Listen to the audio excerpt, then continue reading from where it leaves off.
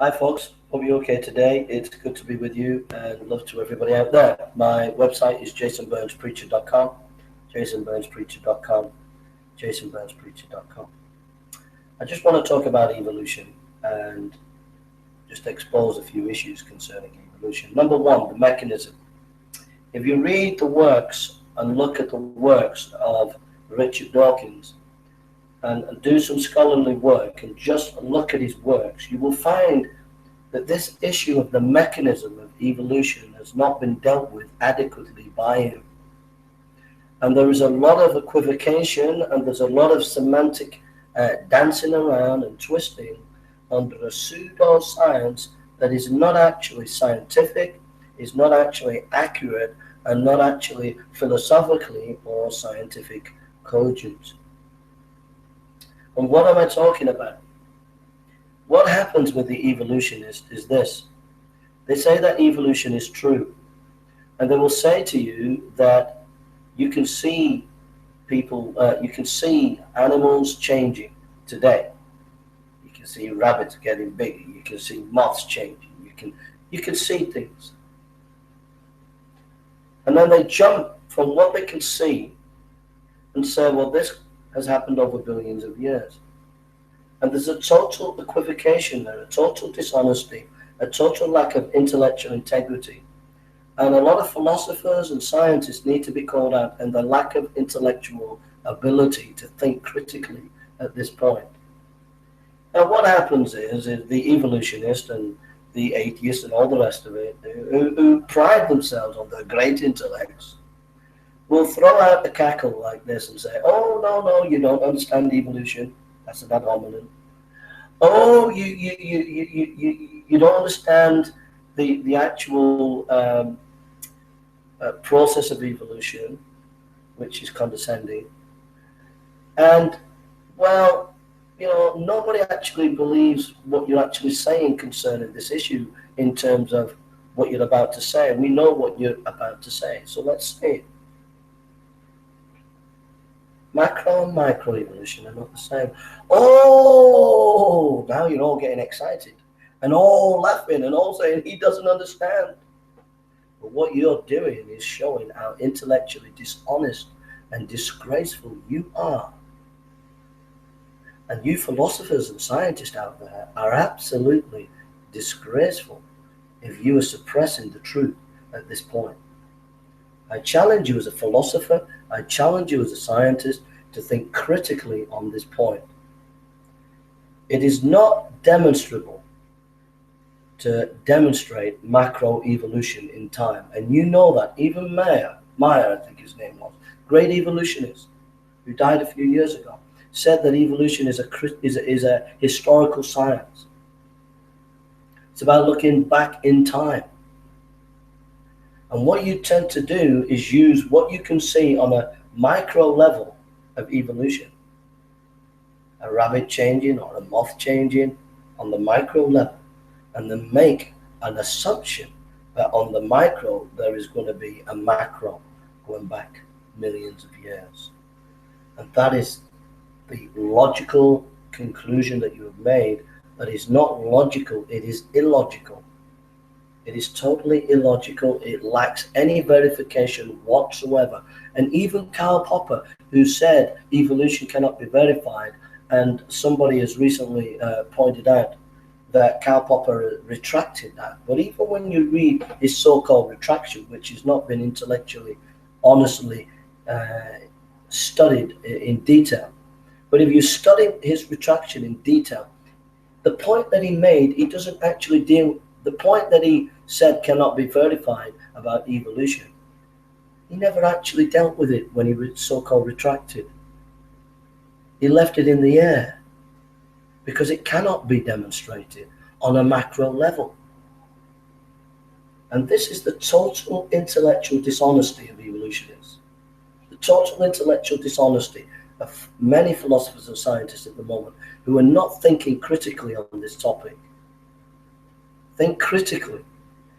If you don't believe me as a scientist or philosopher or anybody who's interested in decent academic scholarship, go and read some of Dawkins' books on evolution. the greatest show on earth or something like that, whatever it was, it came out a couple of years ago. Go and read that book. Go and read it. And when you read it, he says a couple of important things in there. Number one, he says, I have not demonstrated the process of evolution and I feel I need to do it now. Well, he's had years and years of polemics for evolution, and yet it was only in his latter years that he thought the need to actually defend and give arguments for the process of evolution. That's the first point. If evolution was so cogent and so correct, why didn't he offer a book or something that would defend it before? That shows you the intellectual paucity and dishonesty and lack of vigorous thinking and scholarship with these evolutionists. Second point, he shows cabbages changing in the book. He shows cows changing, and therefore he jumps from there. He jumped from there to saying that it can happen millions of years. Again, an absolute illogical conclusion. But most importantly in his work and in his book, and I've noticed this with these evolutionists, he invents words. He talks about science is about verification, and it's about testing in time. He talks about this, that you have a conjecture, you do your experiments and you test it and you come to some conclusion in time about a particular subject that you want to verify. Then he says it's not exactly the same with evolution, i.e. macroevolution.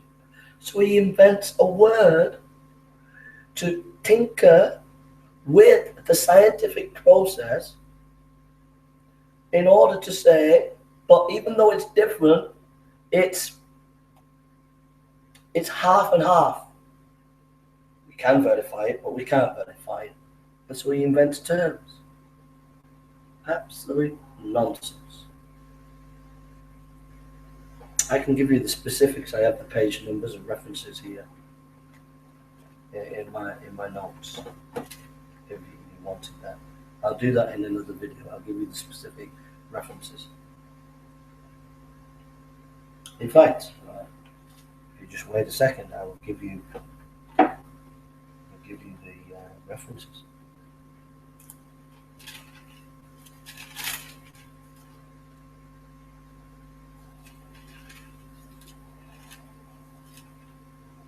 If I've got them.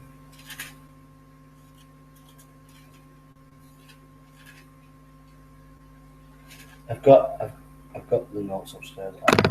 I'll give you the notes sometime. I'll post the notes later on in the week under the video.